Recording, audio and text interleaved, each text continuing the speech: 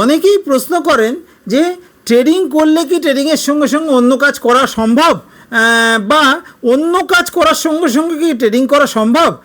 দুটো প্রশ্নেরই একটি সহজ উত্তর হচ্ছে ট্রেডিং করতে করতে আপনি অন্য কাজ করতে পারেন, বা অন্য কাজ করতে করতেও ট্রেডিং করতে পারেন।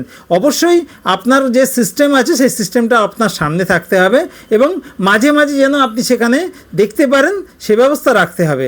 আপনার সিস্টেম যেন চোখের সামনে থাকে, তাহলেই হবে। সেই অবস্থায় আপনি অন্য কাজ করতে পারেন। যে একেবারে চোখের পর্দা ফেলবেন না, এমনভাবে তাকিয়ে বসে থাকার কোনো প্রয়োজন নেই ট্রেডিংয়ের জন্যে। ট্রেডিংয়ে আপনার স্ট্র্যাটেজি যখন বলবে ইনপুট হতে, আপনার ট্রেডে ঢুকতে, তখন আপনি ঢুকবেন। যখন আপনার স্ট্র্যাটেজি বলবে ট্রেডিং থেকে বেরিয়ে যেতে, তখন বেরিয়ে যাবেন। একটু খেয়াল রাখতে হবে অবশ্যই আপনার স্ট্র্যাটেজির দিকে। এটা আমার মতামত যে ট্রেডিং করার অবস্থায় আপনি অন্য যে কোনো কাজ করতে পারেন, বা অন্য কাজ করতে করতেও ট্রেডিং করতে পারেন।